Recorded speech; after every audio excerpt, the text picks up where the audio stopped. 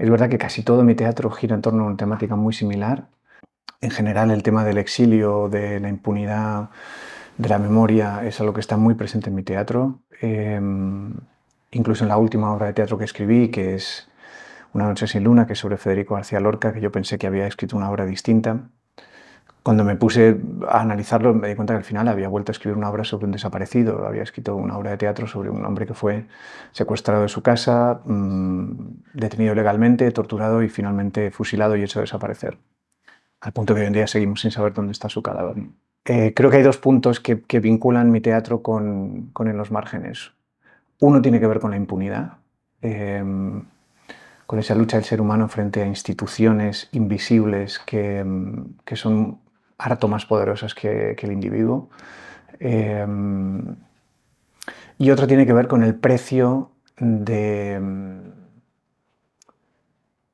luchar contra eso, ¿no? Con el precio del activismo, por decirlo de alguna manera, con el precio de los que intentan cambiar las cosas, que está claramente reflejado en el personaje protagonista, que es el personaje de Rafa, que interpreta a Víctor Sar, que es un personaje que para todos los demás resulta heroico, pero que también hay algo que se deja en el camino, ¿no?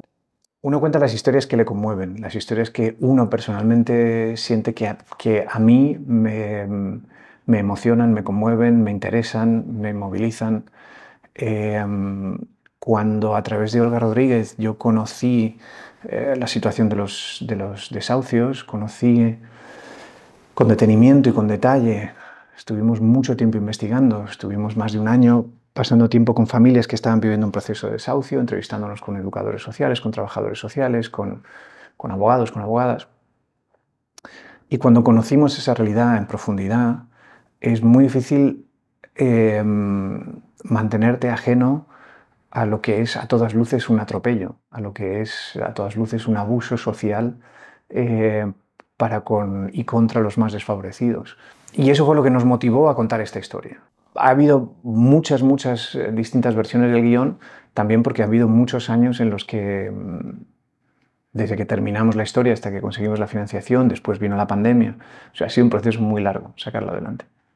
Cuando cuentas una historia sobre una realidad concreta, el punto de vista está implícito en la historia que estás contando. El punto de vista sobre esa ética torcida está implícito en la injusticia de la historia que estamos contando. La película nosotros la terminamos con la palabra vergüenza, porque la vergüenza es algo que individualmente sienten todas las personas que han tenido un tropezón económico, que han, por lo que sea, por una circunstancia, por una enfermedad, porque han perdido un trabajo, porque están en el paro, por lo que sea, empiezan a fallar en los pagos de su alquiler o de su hipoteca y lo viven con una enorme vergüenza, ¿no? Es esa vergüenza la que tiene que pasar del individual a lo colectivo, la que tiene que pasar de culpabilizar al individuo y la que tiene que pasar a responsabilizar al conjunto de la sociedad, ¿no? Y no es casual que termináramos con esa palabra.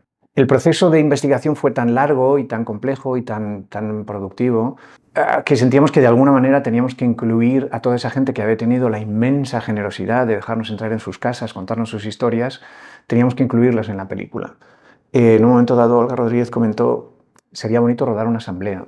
Entonces incluimos la secuencia de la asamblea y una vez que incluimos la secuencia de la asamblea en la película teníamos clarísimo que tenía que ser una asamblea real. Cada uno contaba su caso en la fase en la que estuviera en ese momento. La realidad en todo esto siempre es mucho más contundente, mucho más delirante que la ficción. Sus casos son atroces. Si nosotros contáramos sus casos reales, la película sería mucho más dramática de lo que ya lo es. Transmitir toda esta tensión de cuando tú en cine vas contando semanas, va perdiendo... O sea, según va pasando más el tiempo, va perdiendo tensión.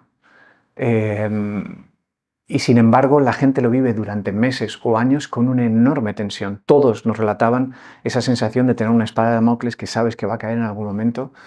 Hasta que encontramos la idea de decir, bueno, quizá lo mejor es sintetizar toda esa presión en el último día, en un único día, que todo suceda en un único día. Y es lo más parecido para el espectador a esa sensación que tienen ellos, que la tienen constantemente, ¿no? La verdad es que creo que ahí se desatascó todo. O sea, en la gestión del tiempo se desatascó todo. Ahí apareció el guión.